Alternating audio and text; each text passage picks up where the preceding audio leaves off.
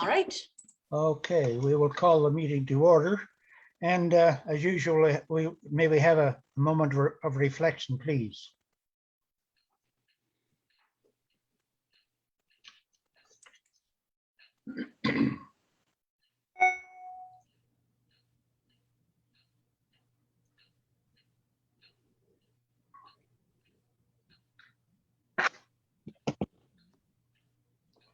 Okay, I will now read I'd like to begin the meeting now by reading the Indigenous Acknowledgement Statement as follows.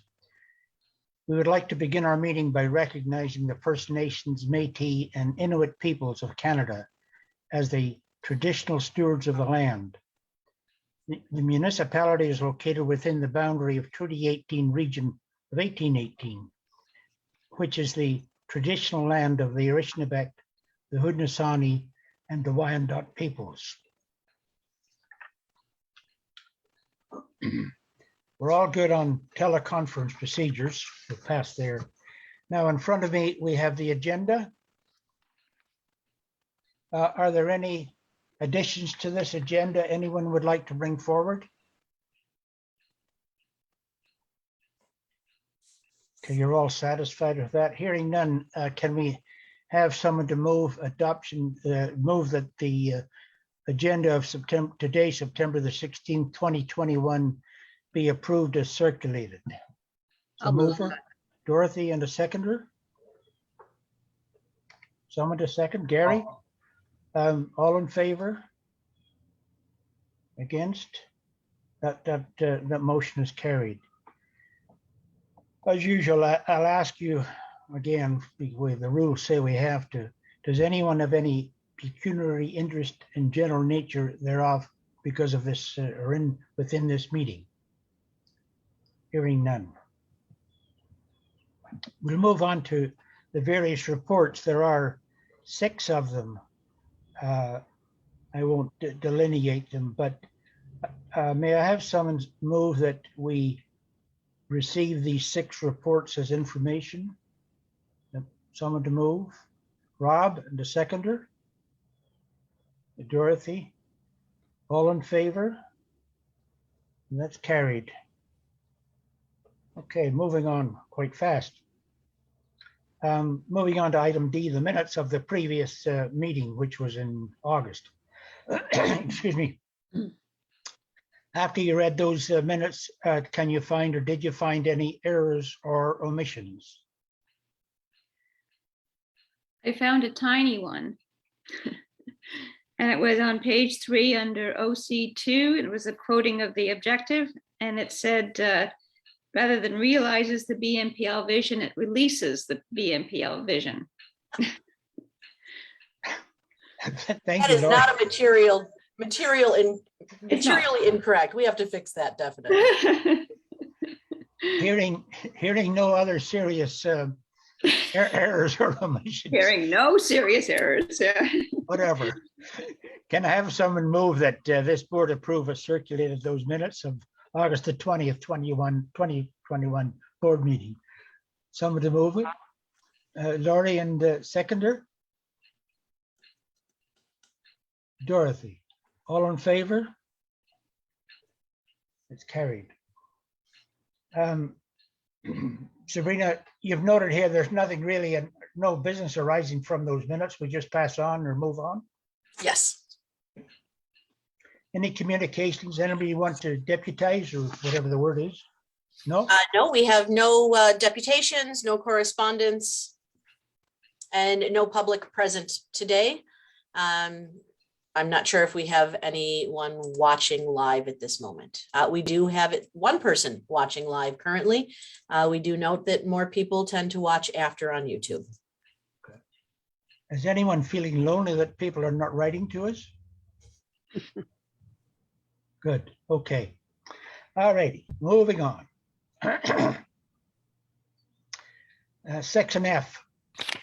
I've got some notes here, but we've actually received all the various reports, etc. But I'm going to put this in Laurie and Sabrina's hands to cover the whole thing as you feel appropriate. Perhaps Sabrina, the first item, the action plan update is yours. Certainly. So the action plan, we are at this point close to 60% completed. We do expect to hit the at least 96, which is 2, maybe 3 that might not make it during the year. Many of these tend to wrap up in December. So we'll see quite a large amount that happened in that last November, December approval period. Unless there's any questions specifically, I am available to answer questions.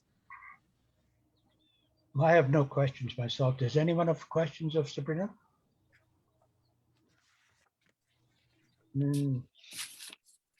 Okay, you want to move on to the next thing then, Sabrina, or leave that to Lori as the chair?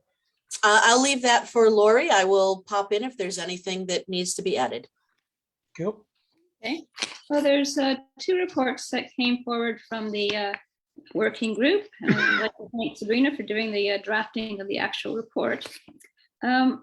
I would like to jump to section E, which is page 3, and it's the themes of the listening stage. And I thought I asked for this section because as we were chatting in our working group, this is the sort of things that I thought was interesting at the board level. And so you can see a list of what's come forward here. Sabrina, I don't know if there's anything you want to comment on in particular in this section, because that's what you're more familiar with this area. There's some pieces that most definitely will be moving forward in the strategic plan, and then others that we're looking at immediately. There's no reason why we have to wait until June next year to implement any of the pieces that are coming in. We've been having regular requests for teen space, teen interaction areas. We knew that was part of the expansion plan. So instead of waiting until the actual rollout of the strategic plan, we are doing a reconfiguration in Ellie Shore of some of our spaces to try to carve out a bit of space. It isn't the space that I know our youth are looking for or we had intended, but it will get us by in the meantime. We've also had a lot of people asking for Francophone services as we've been doing the roving librarian, doing sort of the meet and greet one-on-ones and being at the farmers market. So this is something that we did not realize there was as much of a demand, and actually haven't heard this in previous years. So we do offer some materials on site and do interlibrary loan, but definitely, you know, people are looking for more of a staple on the Francophone services. So that's something that we're looking at, how to bridge the gap without breaking the bank of a new collection area, but still be able to provide those services, offer more supports. Some of the things they were asking for were just conversational support. So times and places where people could come in and know that there would be others that would want to speak. So a program of sorts. So it's things like this that we're starting to hear. And some of these we're looking to roll out sooner than later. And then others will most definitely be moving into topics and conversations in our focus groups. Good. There's a newsletter that's going to be coming out shortly. And I also noticed there's a couple of things that I think appeared here that I hadn't noticed in this report. So maybe from more recent meetings. And one was an emphasis on what Sabrina, you've titled Here, There, and Everywhere. And the ability of the library to bring services out, you know, outside of the towns, and particularly Thornbury and Craiglee, to the rural areas. So that seems to be a theme, which makes sense because Mary's going out and doing what she's calling her mailbox parties. So she's meeting people in these communities that are, you know, at their mailboxes and then talking about library service. So I think that's been a really strong approach to this whole listening process. And I think is bringing up a lot of information that is important for us to be thinking about as we move ahead. And the other thing that showed up on your report here, Sabrina, was the library of things. You know, that we're not just books or even electronic resources. It's the other things that you can borrow from the library. So that's alternative collections. So that's an interesting theme that is coming forward. And one of the other things I wanted to point out is because of COVID, we've introduced a whole series of virtual services. And as we transition gradually to a more normal situation, shall we call it, there will still be demand for the virtual side of it, because people have acquired a knowledge of how to use that. And also it makes services available in a whole different way. But it will be a challenge at the staffing level, because you can't, manage to do both virtual and programming, in-person programming at the same level. So that's going to be an issue as we go forward. And looking at the service hours that we've done, if people remember back to pre-pandemic, we did have Sunday hours at Ellie Shore. And that's one of the things that we've temporarily, at least, pulled back. It gives us the ability to use those hours for the virtual programming content to be developed. So that's one way that we're doing it. I know a lot of people are still asking for Sundays, and that's something that we'll continue to look at, how we return back to the service model hours that we had while still having this new service package that's being put out. Mm-hmm. Is there any questions you want to ask around the themes or the process so far in terms of phase one? Dorothy. Thank you. The fifth nugget down, the institutional barriers of GLAM services must be addressed. Can you expand on that a little bit? What are people referring to or perceiving as institutional barriers? Sabrina?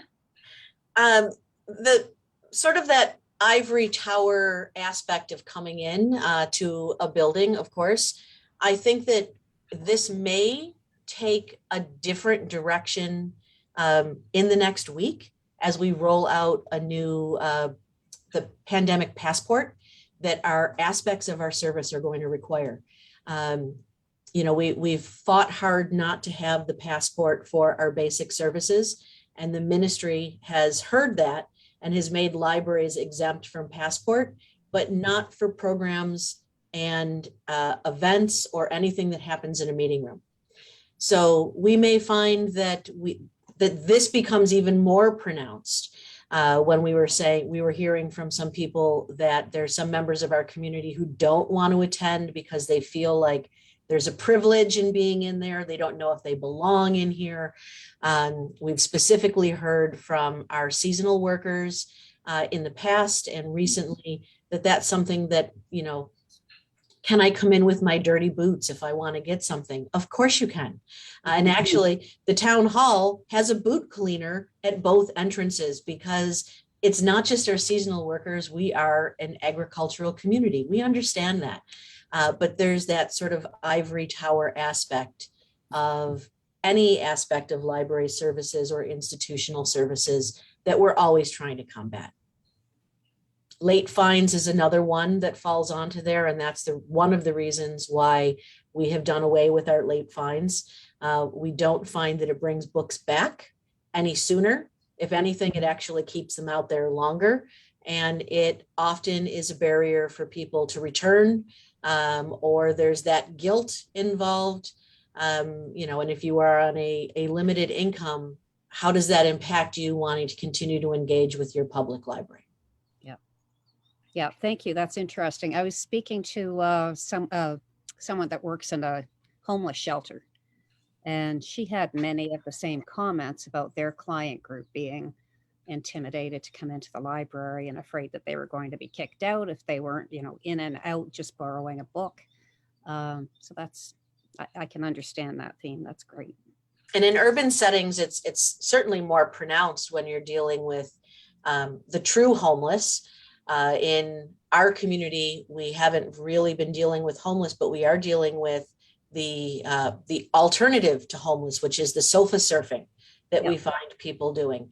And it's difficult when you come into a building and one of the first things we say is, we'd love to give you a card. Please show your identification or a hydro bill. So looking at how we can work with our community, even if it is a transient member who might not be here long-term, or who might be at one of the worst times of their life and simply wants to use a computer or our materials. Is that Judy Blume's $6 book worth turning somebody away for their child, or, you know, the computer access for the person who is looking for, you know, being able to apply for Ontario Works or some other type of, you know, Indeed application. So those are things that we're really looking at.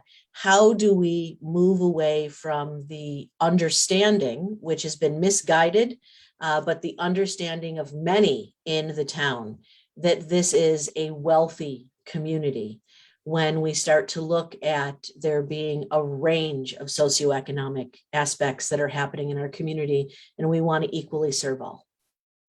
Thank you. Laurie or Sabrina, I'm curious, if nothing else, I wondered, does Mary, sort of representing the library, is she receiving any negative thoughts? We've had some comments, of course, that are, you know, why the biggest one is, why are you not coming and providing services in our rural areas? We've had questions of people asking for bricks and mortar in rural communities, and we know that's not something that's going to happen. We're not asking for multiple branches in every single community. There was a time in, you know, the 18 and 1900s where that happened, but it's not something that is needed with basic travel. But that doesn't mean we can't provide services in the places where people work, live, and play, which is why we're sort of looking at that aspect of how do we bring, you know, something into Ravenna Hall?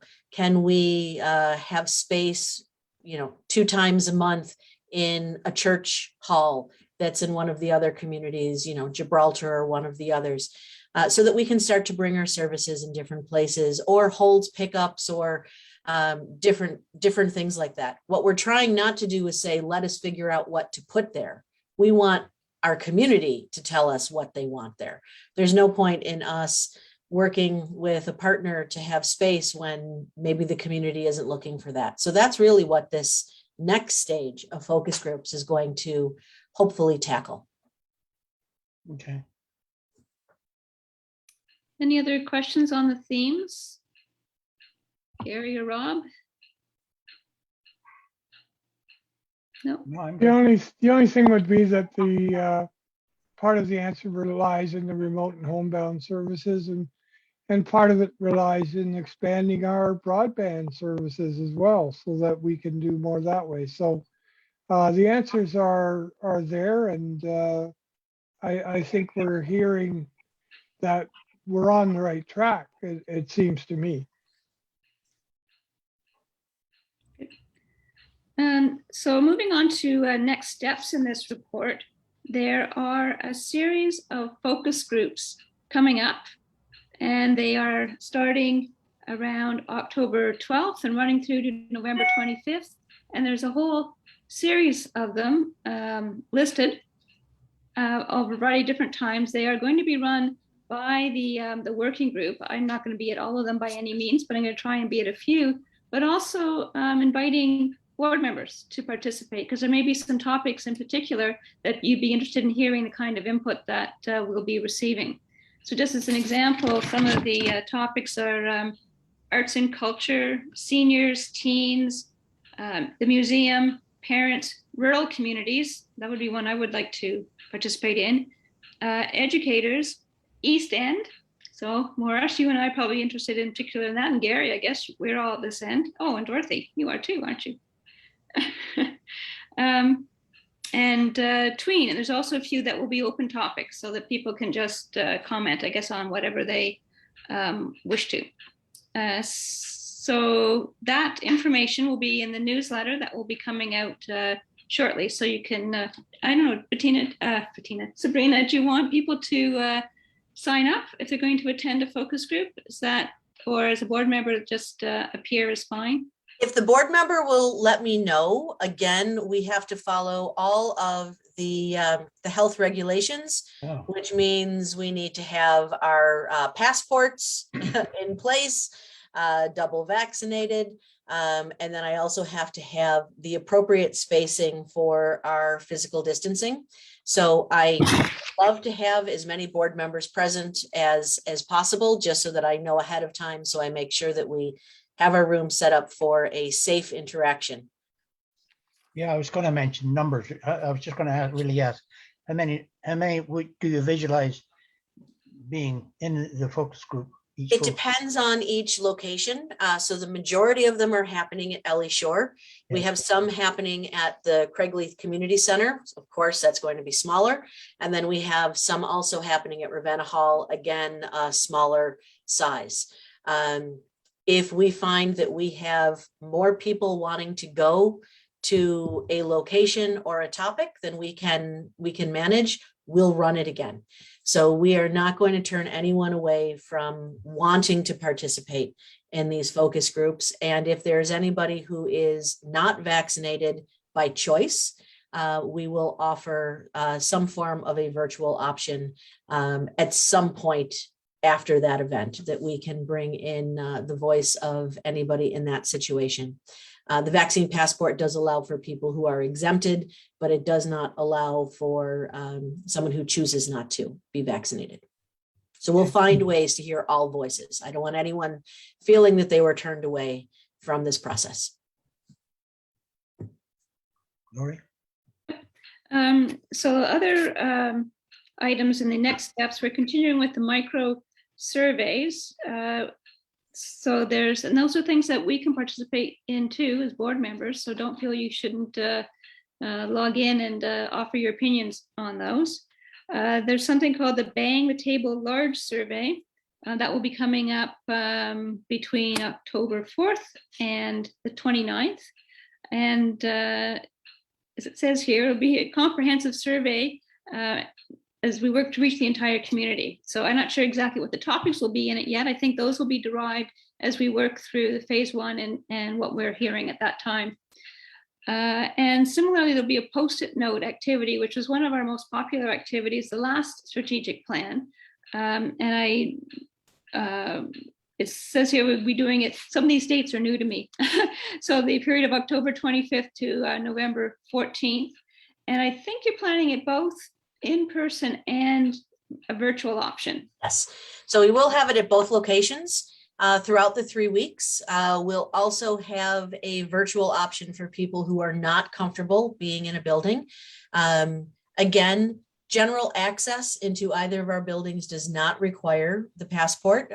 If you're coming in for typical library services, these will not be part of a focus group, and they'll be in our normal browsing area that you can place your post-it notes throughout the building in areas. So we will find ways of making sure that everybody has access to the same ability to comment on them. The last one post-it note thing was new to me. That was a few years ago, but it was fun. Mm-hmm. Unfortunately, it won't be the same style. I very much like the way we did it in 2018, where our staff and our board members were all present. There was an interaction with people. It was more of a event that you came in, and there was 3 hours in the morning and 3 hours in the evening.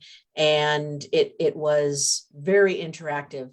Because of physical distancing, we can't do that type of thing safely. So we've opted to go for several weeks where we post it up and then just encourage people as they're coming through normally to do it and make it a destination a few times during the 3 weeks. What we will find, I believe, is we're probably going to see comments on comments more than we did last time.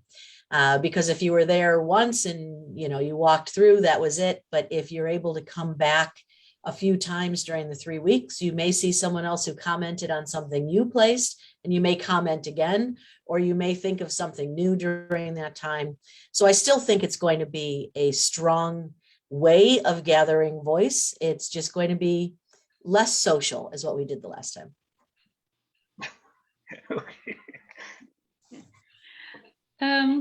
We're also holding a town hall next Wednesday, right, the 22nd. And we've talked about it as being inside, outside, virtual, not. We're trying to do in person as much as we can, but we're being flexible so we can move with whatever is happening. And basically it will cover sort of where we've come from in terms of the work we've done so far in the planning process, and also what the plans are for the next couple of phases. And then looking for feedback from people on other things or other approaches they might like us to take in gathering feedback, but also encouraging them to participate in what we have planned. So that's going to be starting at 4:30 on Wednesday at LES, Ellie Shore. The question is where exactly at the facility? It's currently planned for the gallery, but we are very flexible on where it ends up being at the end. Okay. Another thing that we're planning, or Sabrina's planning, is a CEO drop-in, an opportunity for people to drop in and have conversations with Sabrina as part of the planning process. And a question I wondered about is whether we should also offer board drop-in, and whether that would be something that we would participate in. They could make it a CEO and board drop-in as a combined event, or Sabrina doing some and the board doing some. So Sabrina, talk a bit about how you plan on running the CEO one. That might give some context for that conversation. So some people don't like the more formality of a focus group. And I found that when we did the 2018, I had sort of an open door option. Certain hours I just published that I would be present, and people just popped in and told me what they thought. Sometimes it was a 2-minute on an item, don't forget about, and other times it was a 2-hour, almost one-on-one conversation. So I do have at this point 4 dates that I am looking at. One in Ravenna Hall, one at the Craigleith Community Center, and then 2 at Ellie Shore. That will just be, me available if anybody wants to speak. The topics I will look at definitely will be our services and our programs. If the board is interested in doing some additional ones, 1 member, 2 members, I will not look at the governance topics, and I'll tell people that's, at the other one. If the board is not going to do it, then I'll add in any governance items that they would like to share. Excuse me interjecting, but my guess is that most of the interaction would be on operational things. Mhm. Now, if I were sitting beside you, Sabrina, and somebody asked a question and looked at me, if they happen to know that I might be there, a board member or something, my guess would be probably have to say, well, Sabrina's the one you should be talking to. Do you know what I'm driving at? Like, be there in person, but a lot of the questions we probably shouldn't answer, never mind couldn't answer. We could do, though, one in October and one in November that has a governance focus. If 1 or 2 board members wants to be present, it doesn't have to be the same for both. I could certainly be there as a support person for that if you needed. And just, again, it may end up being, you and I alone if no one comes, and then we'll have a great cup of tea. And if they do, then hopefully we'll get some good viewpoints that need to be remembered as we're moving forward. Well, what sort of questions do you think someone in Ravenna might ask of a governance type nature? What sort of, off the top of your head, Sabrina? Part of it is that you don't know what they're going to ask when they walk in. If we knew all the questions that they're going to ask, I wouldn't need to do community consultation. I wish we were better at knowing everything that somebody wants. Yeah. But I know in the last round, we did have questions. It was a different era in 2018, but we had questions about the board structure. I had questions about the Public Libraries Act and how things work. I could see that we may have some questions about sort of the new financial model that the board is moving down. We're moving into the end of our 3rd year. So by the time November comes, you would be a year out from actually applying to be a board member. There could be some aspects of that. And again, we heard in the last round, some of the skills, interests, and responsibilities that they would like board members to be jured at the point of recruitment and acceptance by council. So all of these things, I think, are kind of fair game. You know, we would word it in a way that we would hope to keep the more service operational pieces not there, so that you are an active member of the conversation, because that's what we're here to have. Question and answer, sort of back and forth, and gather as much as we can and bring it back to sort of the large data pool that we're working with. Yeah, but we can discuss that subject probably again, generally. Sorry, Laurie, I'll interrupt you. Well, in fact, that's a conversation I wanted to have now, so we have direction on how to proceed. Do we want to have a, oh, Gary, great, jump in. Just sort of talking on that theme, you might get questions like, what does the board do? Depending how we phrase it, what is a GLAM? See, I didn't know the depot was part of the library, or what's the relationship between the town and the board, those kind of questions. Yeah, I know if we're there, we can't really answer operational ones. We kind of all go together, but I think you might get some wide range of questions. Do you think it makes sense to add governance to Sabrina's and make sure there's at least one board member at each of those 4 sessions, or to try and do maybe a couple of separate governance ones? I prefer your suggestion, Laurie. Maybe to have one at each one, and then it's, if those questions do come up, I can see the sense in doing that. So combining a governance aspect to this, so it becomes a CEO/board drop-in, however. Yeah, that. I just think having somebody there from the board offers that option. And if we do get those questions about what does the board do and that kind of thing, I don't know that we can predict in advance when those might come up. So we can call it a governance meeting, but to somebody else that just, that's what they're interested in. They're not going to wait for the governance meeting to ask that question. Good point, yeah. Yeah, in my opinion, I agree with Rob. Maybe try for the Sabrina and the board member. All 4 of them, whatever, I think that makes good sense too. Is that the guidance you're looking for, Laurie? I think Lori has frozen. Oh, dear. See in a minute. She looks very still. Yeah. The newsletter is going to publish next week after the town hall. So that's good, just so that we know that, we want to put every date forward into that newsletter.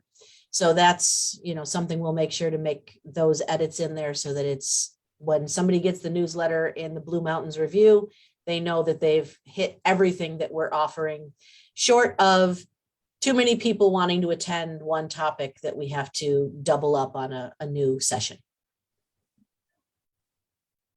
Okay, I don't know where we stand here. Are we finished on that subject? No, Laurie, we don't know where she went.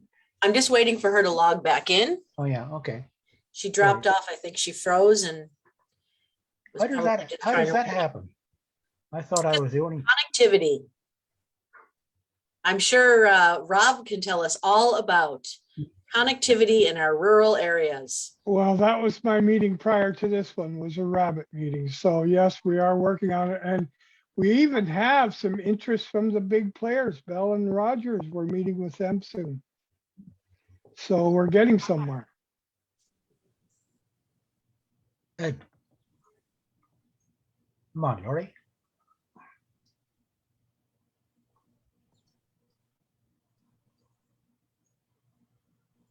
Nothing yet. If you'd like, I can move on to the next one, and then we could just double back if Lori has anything that she wanted to add. Yeah, I was going to suggest that maybe if you could get onto the subject of the vaccination question. Certainly. So mandatory vaccinations are happening across our province in municipalities, counties, and the public libraries are following suit, of course. So the towns is rolling in. The county passed theirs, I believe, about a week ago. We found most of our bordering communities are doing very similar. So we're not out of step with this. We have a policy that is currently in place. I've put it forward to the board as information. It doesn't need to be approved. And it really is a case of understanding that there could be political ramifications, of course, on any policy such as this. The policy is not going as strong as some of the others have, which have been a no jab, no job. Some are terminating without that. The county, the town, ourselves have opted to work with our staff, but it is mandatory to enter the workplace. So this is actually a personnel policy, not just staff. So it counts for our staff members, our volunteers, any students like co-op students, board members. It counts for board members if we regain our on-site board meetings. If you were entering the building to pick up your own materials or, attend a program, that is you as a patron, not you as a board member. So in that case, it's not required. But for board members as a volunteer in meetings, it would be an aspect that would be required. It rolls in on September 30th. At that point, all personnel will need to have the 2 vaccinations plus the 14 days. Or they have to show that they're registered for a test or for a vaccination. There could be somebody who's getting their first one now, and it would take 3 or 4 weeks, depending on which version you have, Pfizer or Moderna, to be able to get the next one. So we are doing those types of exemptions. Otherwise, it is a very clear exemption for medical reasons. And you have to state what the duration is of that medical reason. So physicians will tell you, you can't get it right now while you're doing a round of medication, but it's expected in 4 weeks that you have a 2-week gap and you can get your first vaccination at that point. Like I said earlier, they're all rolling in. So there's been no complaints filed. Of course, someone has until September 30th to do that. And we will then have meetings one-on-one with anyone that is in that situation. But at this point, a number of staff have already turned in their vaccination records. I have a minor question, Sabrina. I think you said it applies to board members. Anyone who's a volunteer, yes. Now you specifically don't mention volunteers or board members. It does on, sorry, let me open up the application, the section called application is what I'm reading. All personnel of the library. Yes, and personnel in all of our health and safety and employment is referring to all classes, which includes, oh, there's Lori now. I'm letting her in. Yeah, okay.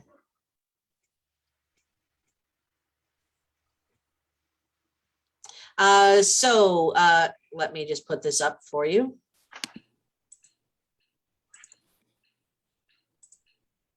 Can you? Yep, we have you. Can you see the shared file now?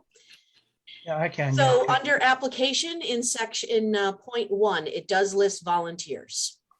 So that would be full-time, part-time, permanent, temporary, all of our youth workers or casual workers or co-op students or interns, volunteers, as well as any contractor who is working within the BMPL facility.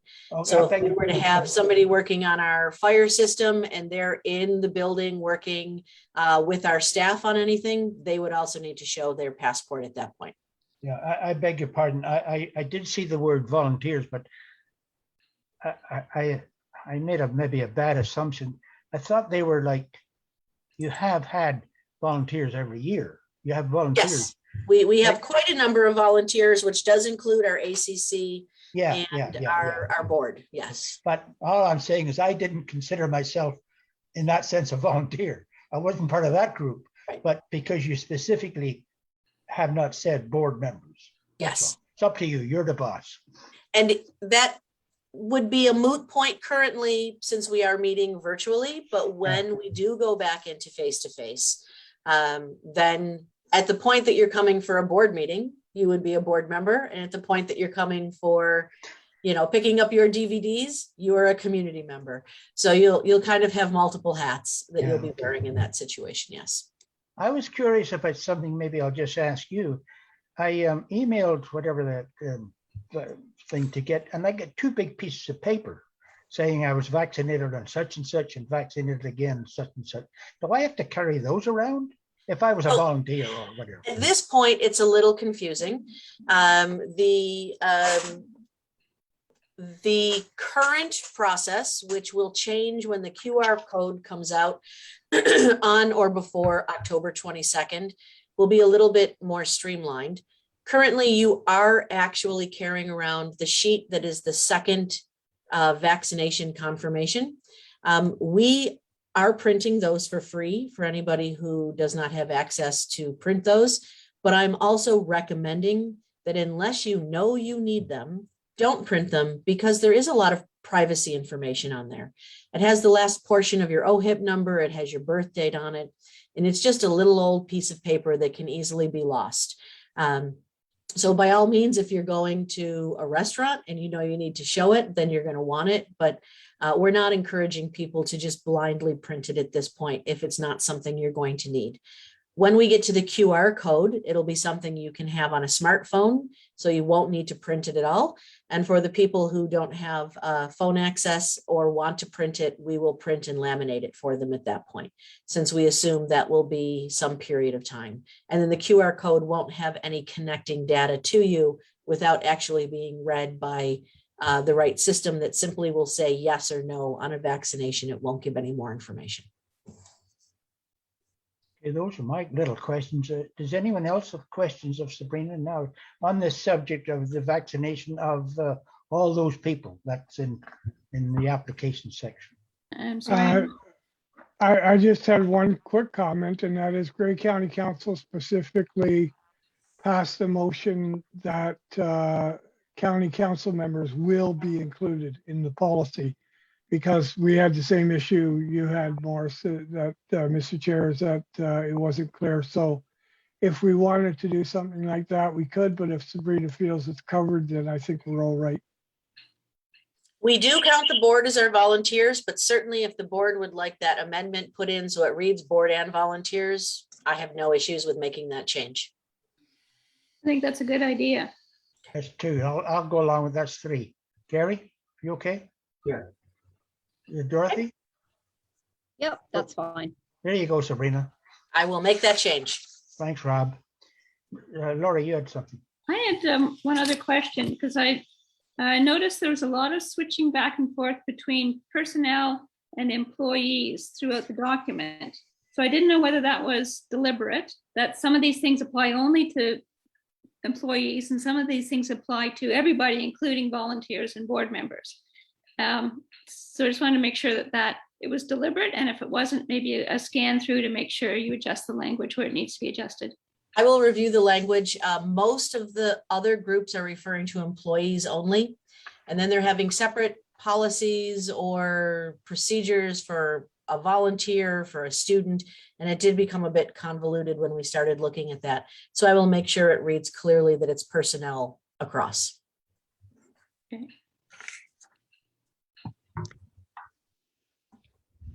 And then, Mr. Chair, if there's no other questions on that item, we could go back then into the strategic planning presentation.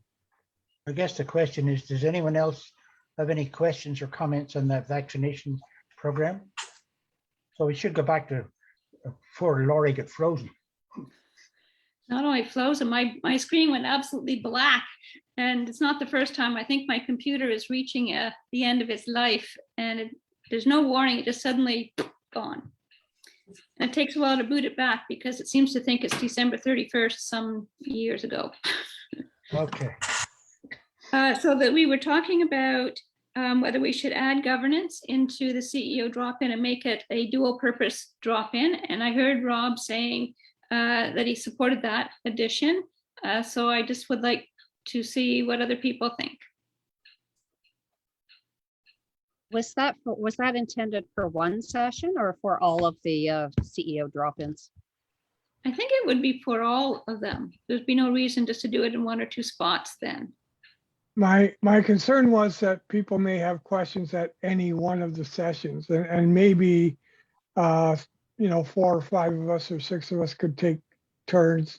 The same people don't have to do them all. I'd certainly be willing to do 1 or 2. Are these all in person? Sabrina, are you do a mix? At this point, everything is planned for in person. If there's a member of the community who reaches out to me that says either they're uncomfortable doing face-to-face because of the pandemic, or they're unable to do face-to-face because they do not have a vaccine passport qualification, then we'll work with other options to be able to hear that voice. In other words, you're going to wing it if necessary. I am going to assume at this point that we won't have any issues, but I am fully prepared to pivot if needed. Okay. Winging it is another way of putting it. It's winging it with a plan. So does that seem to make sense for people that we'll do a combined one and we'll be at all 4 sessions? Yeah, that sounds good to me. Okay. In that case, Sabrina, as you start to set those dates and times, maybe what you can do is set them, send the times to the board, and then people can sign up for ones that fit their schedule. And if there's a hole, then we'll have another conversation about how to fill that. And I'd be happy to fill in any holes that arise. And I will send also the focus group dates, locations, and topics as well, just so that you have those in case there's any that you're interested in attending as well. Yeah, sounds good. Yep. Okay, Laurie? Yep, just making my notes here. So just about to move on to the next report, but just as a way of linking into that is Mary is still continuing with the community conversation. So she's still in phase 1, even as we start to launch phase 2, which mostly starts in October. And there is a phase 2 rule for all of us. Okay, sorry, phase 1 rule for all of us. So that's looking at the next report, which is 21.15. So this basically has sort of 2, I guess maybe 3 pieces to it. Yeah. So under C, there's a reference to community conversations in settings and activity locations. So what we're asking board members to do is, if you're a member of, a Probus club or a Rotary or any sort of larger group event, that you would ask for just a few moments to speak. And as you see here in the bullet that is up here at the bottom of the page, mention that you're a member of the public library, we're involved in a strategic planning process, we're looking for feedback, and please come talk to me at the end of this meeting, or we could make a time to chat on another occasion, or they could speak to library staff. So in many ways, it's kind of a marketing to make sure that we get the word out as far as possible, but also providing the opportunity for a conversation. So I know I can do that at my Pretty River Probus, and if other board members have spots where they think they can do it, that would be great. Funny you should mention that, Laurie, because, excuse me, we were invited to have dinner last, forget, Sunday night, whatever it was, Saturday night, whatever. But I took the occasion because 2 of the people there were past presidents of the Beaver Valley Probus, which is, I was gently reminded, it's the biggest in the world, because 600 members. And I said, how would you feel? I sort of said, look, this is who I am.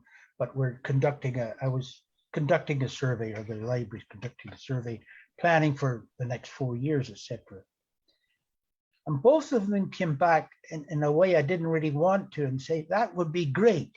We'll set you up with, so you can make a presentation to them. I'm sitting beside the lady who does the booking of these things. I said, well, it wasn't exactly what I wanted. I wanted an idea, your opinion of us asking you the question.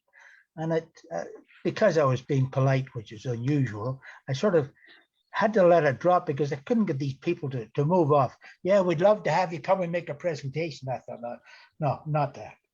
They were looking for speakers. What are Certainly, your thoughts? if there is an interest, we are going to be reaching out to others for making presentations at their meetings. So if there's an interest in us doing that, we'll take that opportunity. Okay. But it would be a presentation that is then soliciting feedback. Yes. Well, now my secondary thought, and of course, I am married to another past president of that probus, although we haven't really discussed, was I was going to pick up the phone and phone the current president and say, in essence, can we get some information feedback from the membership? And then I thought, on second thoughts, I think it would be best if Joanne and I did this sort of thing with them, perhaps, because she's a past president of probus. They switch every year. Any thoughts on that before I do anything?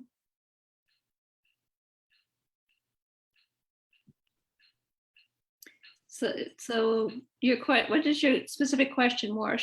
Well, really, coming back to what I was saying, when I broached the subject, these two past presidents said, great, we'd love to have you come in and make a presentation. And I'm thinking, well, damn it, these are intelligent people. They've been around. They know what a library does and so forth. They may not know all the details, but I didn't want the idea of us making a presentation, although I take your point. You obviously can make a presentation. But I thought, could we stand up and ask questions, or ask the one question or several questions? I think you can. Yeah. How would you handle or work with your probus? Well, my thought was really just to, I didn't anticipate that I might get asked that question. I was just thinking I would say, we're doing a planning process, and we would like your feedback. Come talk to me after the meeting, or make an arrangement to talk to me or the library at some point. Because I think in general, the timing may not work. I know we line up speakers a couple of months in advance, so I'm not sure that we would actually be invited to speak until December or January. So it would be out of the time frame for us. But other probists may do it at a different pace. And your memberships, correct me if I'm wrong, they're a lot smaller than Beaver Valley one. Yeah, we're 200. Yeah, we're 600. You see, with an average meeting attendance of, I'm guessing, at 200 and 250. Yeah. I mean, that's a hard group to have that's one hell of a focus group. That's right. And so that's part of the thinking is, direct them to the focus group, or direct them to a way in which we can, or say, there's surveys coming up. There's 250 of you. I can't get all of your responses here and now, but I'm telling you, there's a consultation process and lots of ways for you to participate. Please do so. And I'm wondering, can we have extra copies of the, this is ugly because it's not in color. It's quite beautiful in color, of this available to hand out at some of those meetings, so that it provides them with the mechanisms for signing up. And unfortunately, the probus meetings these days are, what do you call them, virtual, which are not as good as a meeting of 200 people in the community center. Not nearly as social. Not nearly as social. Well, we try to, but anyway, I just threw out the idea. I wanted to talk to Joanne and see what she thought, and maybe she and I can, we're not saying only us, but she knows the Probus group, if you know what I mean. If there's also a group that you have the ability to send something officially through the group as a member, so you to the secretary to pass on, a letter, the electronic newsletter that Lori was talking about, that we can include, the link to the survey. That's another thing that could be done. Mhm. So, I mean, if you have an opportunity, let me know and we will find a way to get those voices, because I think it's important that we're not only wanting to hear from the people who are coming into our buildings. We want to make sure that we are hearing from people across the community. And it may be somebody who uses our building regularly, but when you're sitting with a different hat on, you often think of things differently. Well, and I think maybe it's also possible to, as you mentioned, the links to the surveys, but just generally, can the newsletters include a link to the website, our strategic planning website, and that gives them the ability to sign up for the focus groups. So it's certainly Yes. enough. The newsletter that will be printed, because we know that Blue Mountains Review also does theirs electronically. There will be a number of links in that document, and then that's something we'll be posting on our page as well, that is reinforcing all of the various places that information can be gathered and people can actually share their voice, whether it be our micro surveys, our large survey, our event calendars to register for the focus group. So all of those will be live linked. Okay. If someone from, I'll direct this question to you, Sabrina, for instance. If someone from that Beaver Valley Probus Club or whatever approached you to come and speak, what would you tell them? We distribute books. Oh, definitely not. No, I mean, that's one of the core services. I think if I was going to come, question, come on. but I think if I was going to come to them, we're focusing on the strategic plan. So I would do very similar to what we're doing with our town hall. So providing an overview of the process, providing an overview of the phases and what has actually been accomplished, our stats so far, some of the themes that are emerging. Ask people some opinion questions, give them places and dates and ways to be able to share their voice, and possibly do some short conversations on topics, whether it is, if it was 200 people virtually, you can use a chat function to do that. You can do poll functions built into Zoom. There's ways that we can gather feedback immediately on some topics, that don't include breakout sessions face to face. So we would focus on the strategic plan. I would certainly answer questions about some of our core services and future areas of library and GLAM services, because there are trends that will follow no matter what community comments are, because it's the trends of our industry. But most definitely how we achieve those standards and those trends are what the community needs to tell us they want to see out of our services. So yeah, we could certainly do those if that's something that a group is interested in. But I also think the mechanisms are already built in with all of the other things we're doing, that the promotion is the biggest piece. So if it went to those 700 members to say, here's the way to do that, here's the bang the table survey, here's the micro surveys, here's the post-it note activity that will be online as well as on site. It's just making sure we have another group of people that are participating. Are there any other groups that, like we have a couple of Probus represented, maybe more than two, that we would be able to, I guess, make that link in newsletters or at meetings represented by our board members here? Or if you can't think of anything now, maybe you can get back to us if something comes up later. Okay, I'm going to move on. So the second part of this we kind of touched on is once you get into a conversation, we've proposed a few questions that might help to stimulate the conversation or keep it going. So those are the next 3 bullets, or the 3 bullets you see on your screen now. So those are really just suggestions if you want a way of stimulating the conversation. And what we were thinking with this as well is, I know last meeting, Morris, you and I mentioned golf courses or tennis courts or whatever for having the conversations. And it dawned on me a bit later in conversation with Sabrina and Mary that, we're the ones already with the contacts there. So maybe those are the times where we just, I'm sitting at the side of the tennis court waiting to get on court and have a conversation about the library at that point. So casually with the people I'm sitting with, rather than trying to make it more formal with Mary showing up.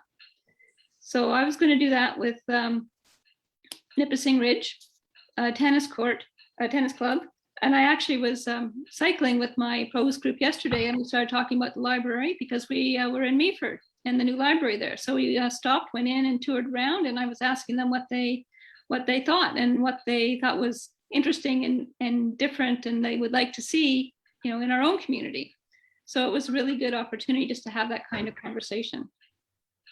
So really we're asking, I guess, in the casual conversations opportunities you have among your own network of friends, is that you raise the topic of the strategic planning and look for some feedback on where they'd like to see the library to go, which directions they might like to see in terms of cultural activities, what gaps the library can fill in the community. So kind of general conversations, which actually I found really interesting yesterday. Yeah, but you're good at this sort of thing, Lori. Oh, me? The introvert? Are you kidding? Anyway, so is that all okay with everybody? Can I move on to the last topic here, which is the community conversations with community leaders? And this is the suggestion where we had that we as individual board members might meet with individual counselors, not so much in their role as a counselor, but as an opportunity to have a conversation with an important member of our community. And again, it's a conversation about their interests and concerns for the community as an individual, and also their thoughts about the library. And again, we've got some proposed questions here. And because I have 2 questions for you, is, are you, this is in our action plan, I think. So this is something that I think we want to be doing. Is it helpful for the working group to propose sort of pairings? So I think Morris, for example, the obvious pairing would be you would chat with Alar, over coffee one day.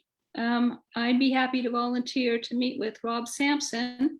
Do you want us to suggest possible partners for everybody, or do you have particular people on council that you know or would like to meet and would like to suggest who you could meet with?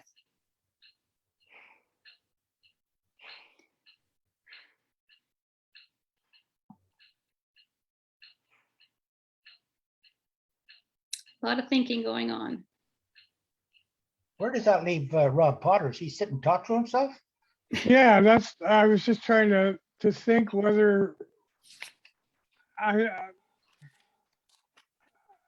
If you're all right I'm with it, trying to Rob, I think that we could have Mary or myself have a conversation with you, because we don't want you to have a conversation by yourself.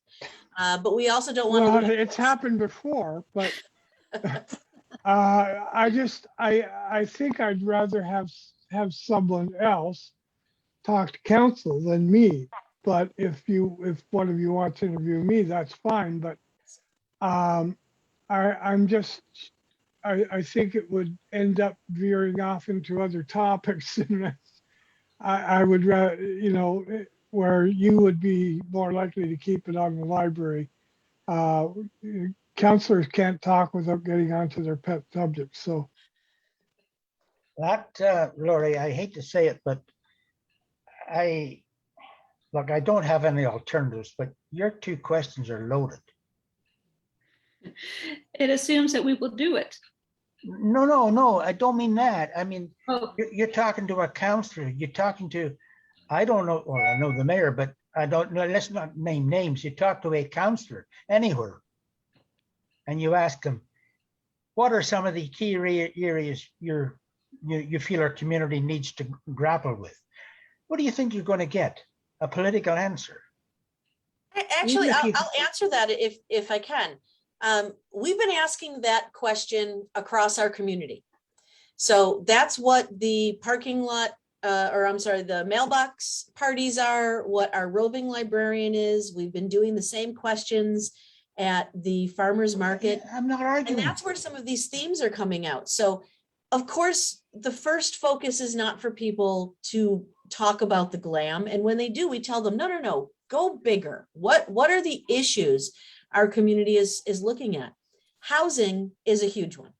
And people will start talking about the need for housing. Our job in that conversation is not to stop them and say, yes, but what can the library do? That's the job of the working group when they write the strategic plan. So what came out of the housing was really this identification that there's a misnomer of who our community is. There's a very silent community that is extremely disadvantaged financially, and they may or may not be people that we are serving in our library services. So that's where we then pull out what's our role as a GLAM, as one of the main community supports, and as the only funded department by the community through tax dollars that actually has that role and mandate. So what do we do on that? There's BVO and there's others that are focusing on that, but we have a really clear role to play. So in those conversations, even if it is a political answer, it's the fact of what are some of those key areas that our counselors say, we need to focus on this in the next 5 years or so. It's not what they're going to do, what's their campaign promise, what does council want to do today. It's just about hearing somebody who has a lot of information and understanding about our community to tell us something that maybe we're hearing in a different way. And then the working group will figure out what is the role that our service provision will actually be able to fill to help in that problem. It is political, but so is our service. I think too that counselors spend a big part of their day reading emails and listening to people and so on, telling them about their issues and their problems. So you talk about, well, there's this group of people, lower income people, who we're well aware of that. That's not a secret to us.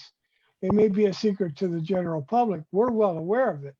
How do you deal with it? Attainable housing and affordable housing. Affordable housing is a county provincial thing. They don't look after the middle ground. So that's why the town has to do it. So we're well aware of that kind of thing. But I think that's why I asked the question before about, are we really trying to gather information about the whole town or about the library and the GLAM? Because we may be getting into things that, we're well aware of, and they do become issues. I'm not sure that it's up to the library to solve them. But if the library wants to, put that out as, here's the information we've heard, then by all means. But it won't be the first time we've heard it. We hear it all the time. So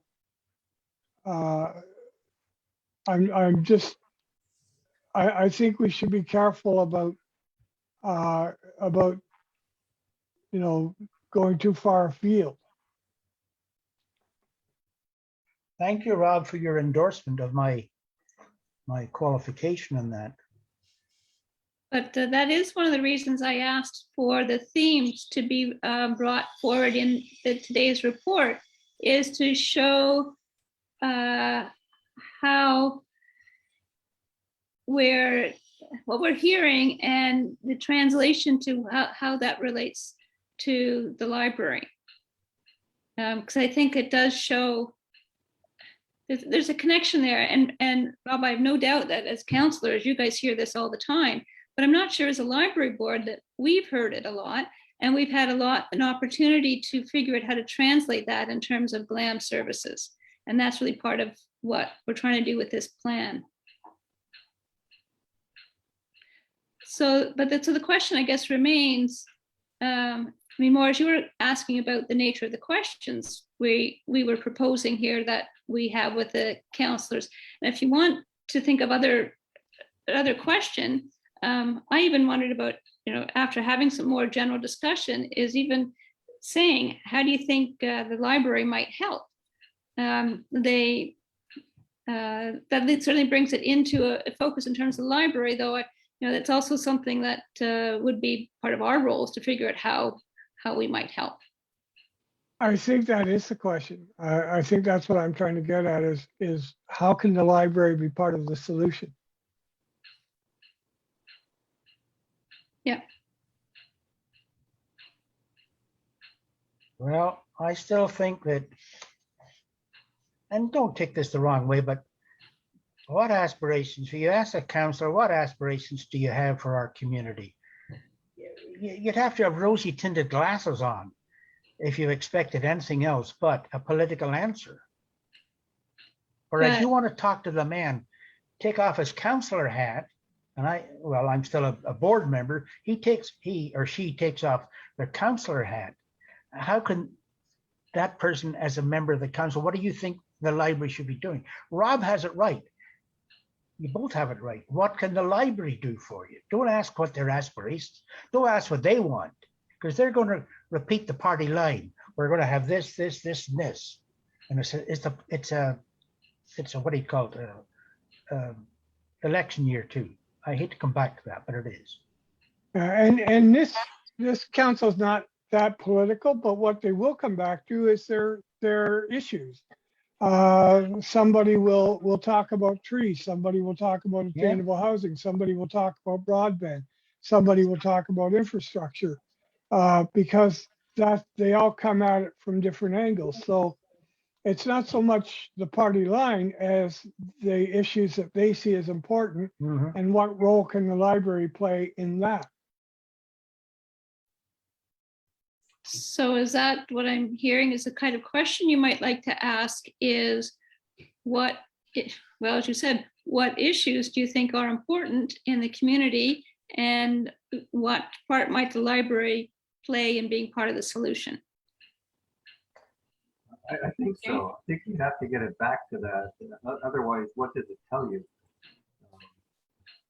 If you just do the broad, blue sky kind of thing, the library, may or may not be mentioned. So you have to say, well, the library's doing a great job, or they're not sure what we should be doing, or they have no sense of what we should do in the future. But I think if you put it this way, I think you'd have some pretty interesting conversations.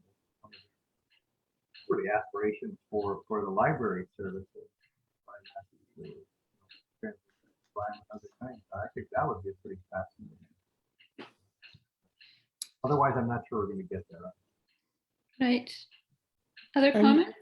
Go ahead. I hate to dominate, but I think what Gary said just points out as well that we put the library into the role of being part of the solution, and not just another somebody that's collecting more information. We're collecting information, as I said last meeting, we're collecting information all the time. What we need are solutions and answers. And so how can the library be part of that? Dorothy? Yeah, I like that more focused approach. It doesn't mean that the board can't do its own analysis of the information that comes forward, but it would be helpful to hear what the specific response is to how we can be a part of the solution. So I think So I think what I'm hearing is that we would replace the aspirational question with the more focused question. So I think, yeah, so I think what I'm hearing is a opening question to get the conversation going about what issues do you think are important in the community? And then ask them what role they think the library can play to be part of the solution. Or how do you think the library could be part of the solution? You And know, that's really- Yeah. you're saying part of the solution. That implies that there's a problem. well, if we're asking for issues, I think that kind of implies that there's a problem. Or and we can just even say, rather than part of the solution, how the library might help. Support. Yep. You don't have to use the exact words anyway. No, I know. I think that, we're after sort of an opening conversation that's about issues and then a homing in the library. Really, I think What what we're if talking here. Sorry, what if we use the word role? What role can the library play? To help create a better future. Well, now put myself in the position of being a counselor. What role can the library play? You asked me as a counselor that thing.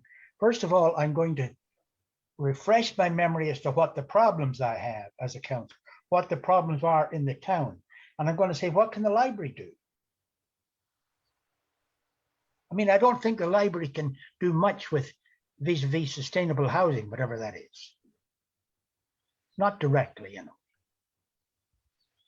No, but it could help identify the need, and it can help spread information.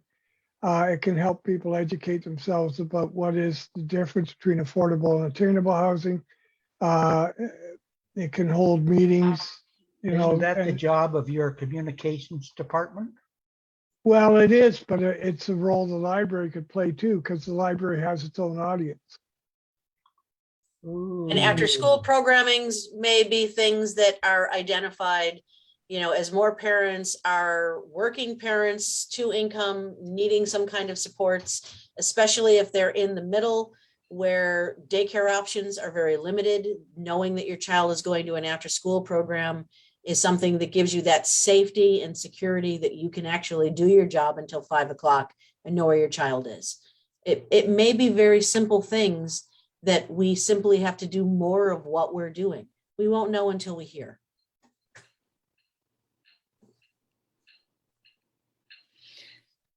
Yeah, I sense we want to get the conversation going and then get neurons percolating and see where it goes. And maybe it's very simple, like we don't say role of the library. Maybe we talk about how can the library help enrich our community, support our community, like that. And see where it goes.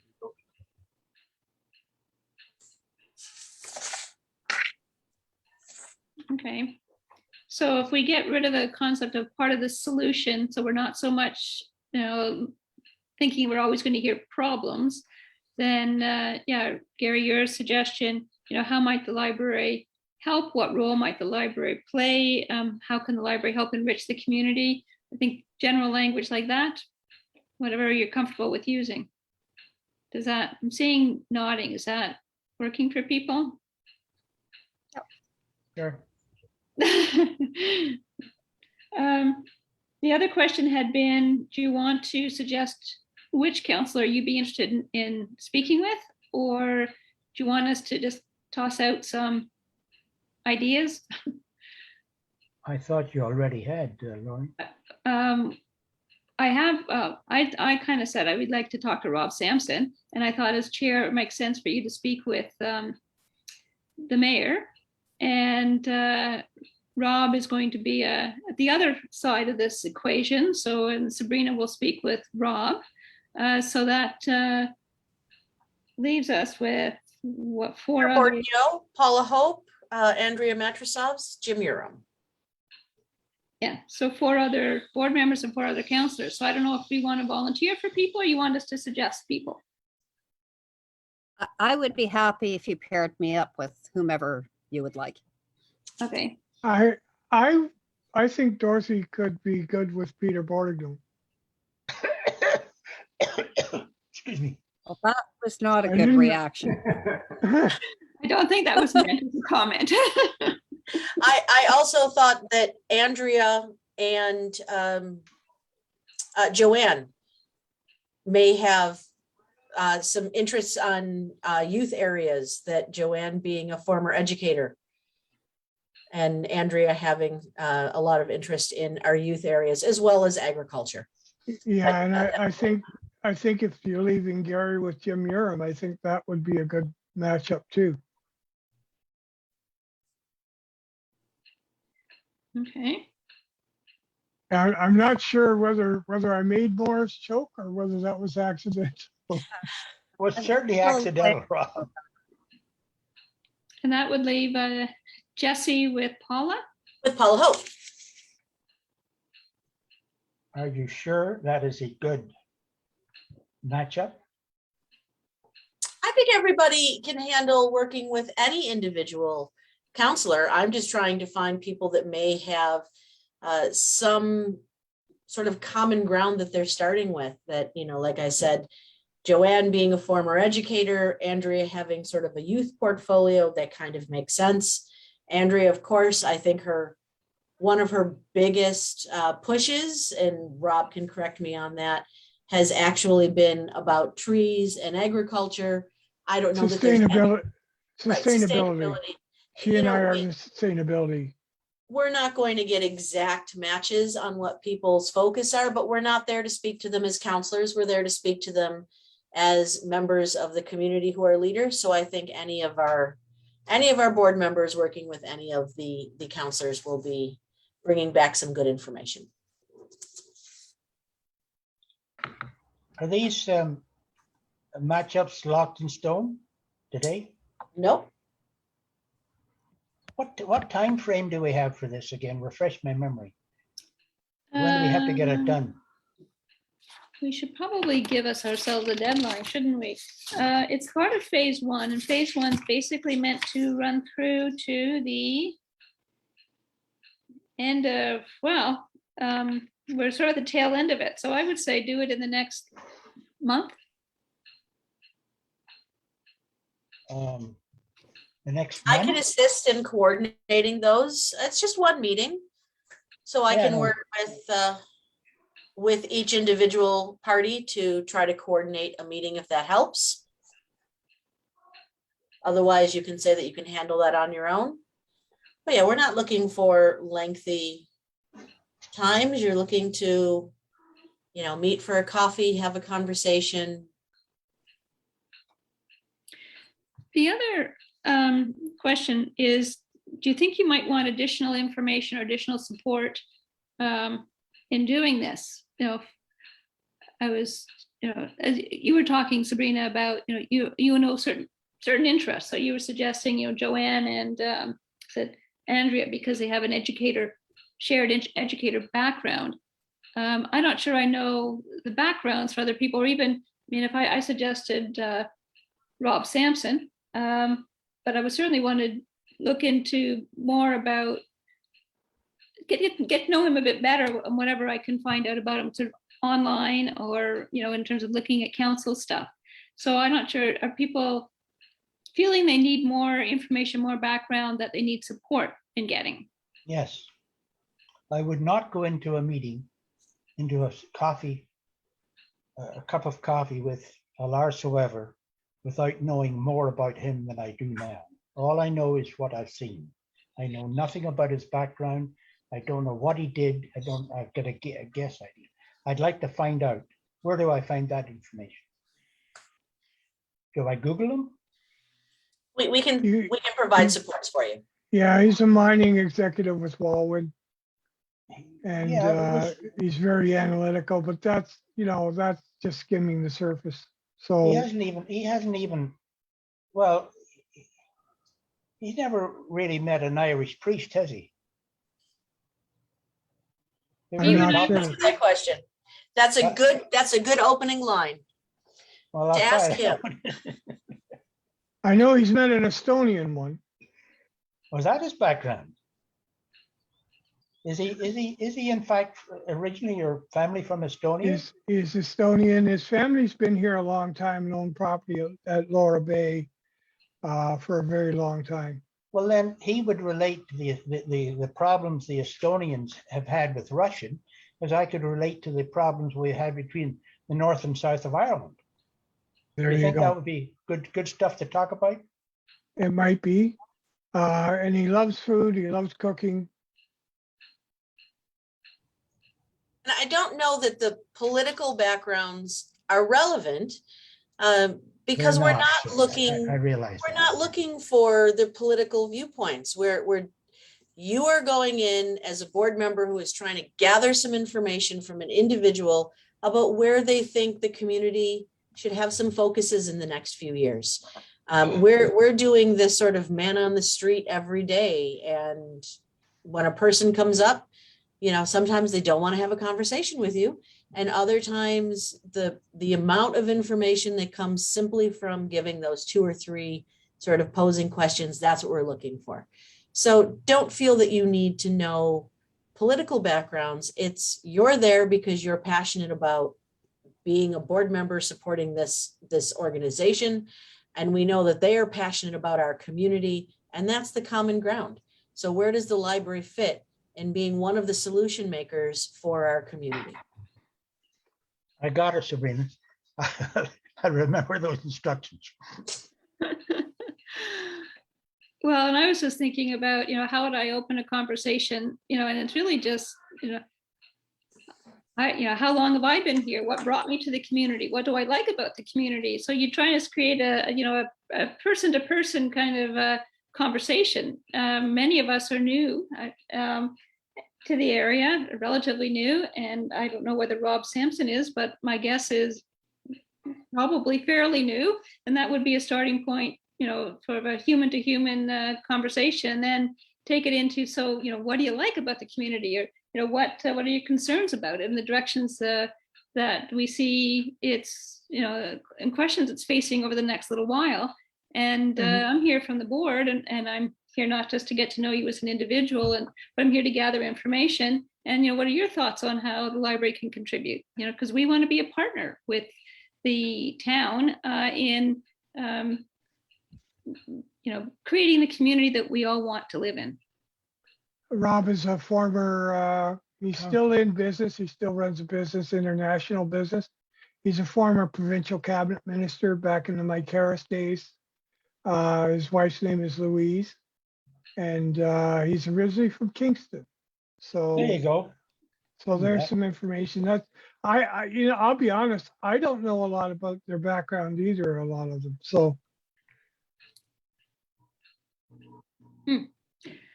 So I think there's probably some work for the working group to do to bring this, come back out to you with a picture of where we landed with this conversation, and help provide some basis to get the conversations going. And as Sabrina said, actually helping to make, I guess, appointments and opportunities to meet as well.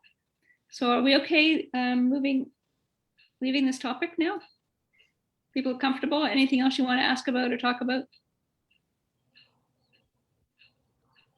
Would we want to, when we're setting the appointment, let them know what the focus of the conversation is so that they can turn their minds to it before we meet with them? Yeah, makes sense. Yeah, okay. Certainly. Yeah. Are they going to be given a heads up through the minutes of town council, or are we just going to? I didn't hear what Gary asked. Okay, just saying, will they be given a heads up, or are we just individually approaching people?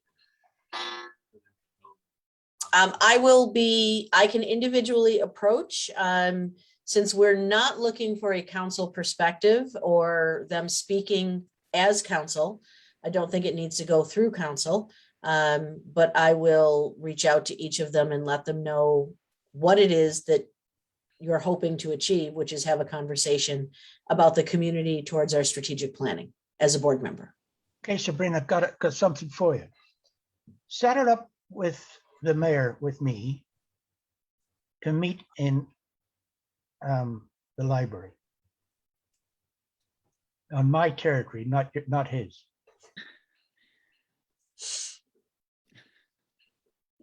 I can do that for you. Please. But bunch the dates off me first before you book something, okay? Most definitely. Because the month of October is still golf time, you know. Get it in as long as you can. Thank you. So I think the working group has a little bit of work to do to get back to you to confirm our questions, how the approach is going to be made, and who you're actually confirm who you're paired with, because we kind of had it. I jotted it down as we went, but I'm not sure everybody got all the information. And then once that's done, you'll know when and how to proceed and what supports you're getting from, well, predominantly Sabrina. Sounds So, good. well, good. I hope Jesse's happy. Yes. Are you good? You're finished? I am. Where are we now, Sabrina? Oh, the depot, right? Yes. So the depot, I had a brief report there, just updating where we are. Oh, yeah. So we have received an infrastructure grant. The town was the lead on this. We supported the application about a year and a half ago when it went in originally. So there is quite a sizable amount of funds that'll be coming to the depot, over 400,000. It was earmarked for very clear items, including the HVAC system, which we knew when we were applying back in 2019 was a problem that actually caused the situation that had us shut down in 2019. We also have quite a lot of exterior needs in the building. So the windows, the doors, the siding, the roof, all of which were done about 12 or 15 years ago and are needing to be redone. So we're looking to not only move these into the repairs for them, but also look at this as a heritage building, which it is designated, and bring it back to some standard. So not just putting in an asphalt roof, but making sure that we are bringing it back to a heritage aspect of the building with the appropriate type of cedar shakes or slate or those types of pieces that are appropriate to the building. Additionally, we will be doing an exterior paint job, and at some point in the future, probably not until sometime next year, we'll be putting out a survey to our community asking what color combination they would like to see. And the reason why we ask that is during the period of it actually being a functioning rail station, there were two different proprietors. So we were a Grand Trunk Railroad to begin, and then CN took over. So it's a change of color. So we could be the original color, we could be the more modern color of CN, but either way, the maroon that is there now is a restaurant color. It is neither one of our heritage colors. So we'll put that to the community to voice in and give us some feedback between which version of the rail station they would like us to return to in this project. And it has been both, because I have seen a picture of it when it was in the Grand Trunk colors. And the Grand What are Trunk would be cream and green. Some say it's yellow and green.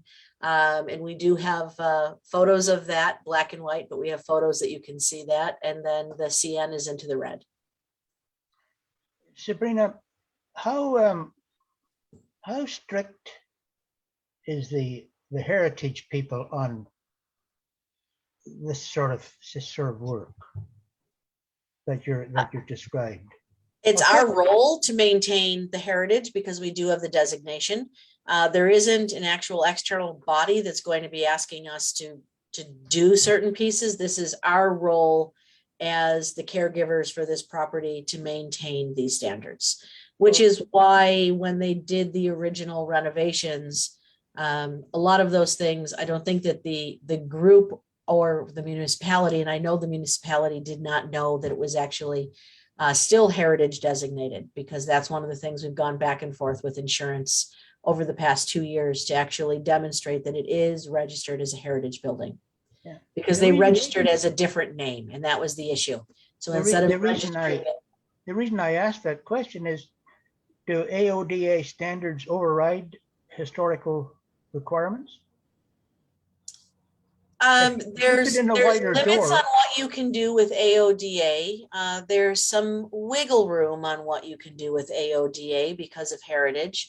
Like they're not going to make you put in, change the floor, but at the same point, there's safety measures that still have to happen. So there are things that we do in that building regularly for safety purposes, like putting in railings on the step down into the research room. But from an AODA, we wouldn't normally be allowed to keep the type of step that we have, but we don't have to change that because it's heritage. So there is sort of a happy medium that is accepted.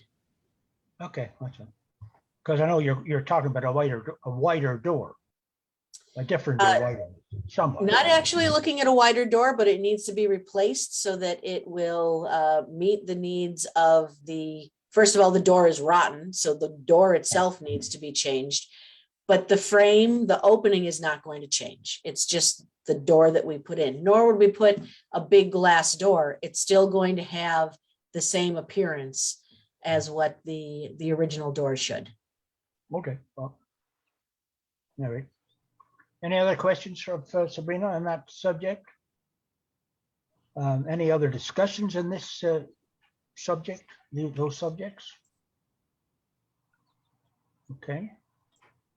Well, we have no other business planned at this point, nothing. Coming to round table. Sabrina, there are a lot of items there that you've listed. Anything you want to say about them? Just a number of events that are coming up. Certainly, if you are interested in participating, we invite everyone to participate. Some of these are going to be face-to-face. Some of them are consultation, like Sunday, we're at the farmer's market. And then others are going to be online type programs. So we just like to list what's happening between the current board meeting and the next board meeting so that you're aware. Okay. Do we need a motion to receive all that information? I believe we do. No? Not unless you have anything you wanted to add to the roundtable. Anything anyone wants to add to this roundtable selection? Nothing to add, but I was just going to ask Sabrina. I try to remember to look it up myself, but if you know of anything that's coming up that could be in the news and celebrations, either at Grey County or locally, send it to me just send me a quick note by email with the information, because I don't always get time to look it up myself, but I'm always happy to put those forward. Okay, thanks, Rod. Okay, moving on. Key messages. What did I made a note here. Yeah, go ahead. Any comments on the key messages that Sabrina has suggested?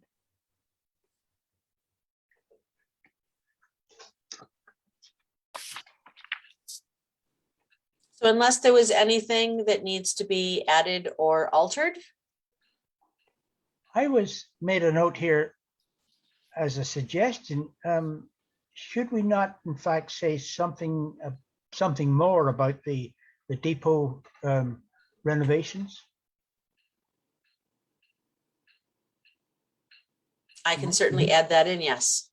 I wasn't suggesting the whole thing of your report, just the fact that it'll be kept to heritage standards, but it'll be brought up to safety standards, something along that line.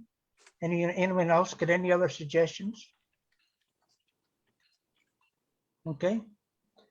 I need someone to then move that this board approve the release of the key messages, including the other suggestion for the September update. Someone to move it? Thank you, Laurie. I'll move You took me by surprise there. Okay. I think that we've pretty well covered everything. Our next date is in October the 21st at 2 o'clock. Anything else before I adjourn? Well, that's pretty good. It's to my watch, it's 3:40. I now adjourn this meeting at 3:40. We will meet in October.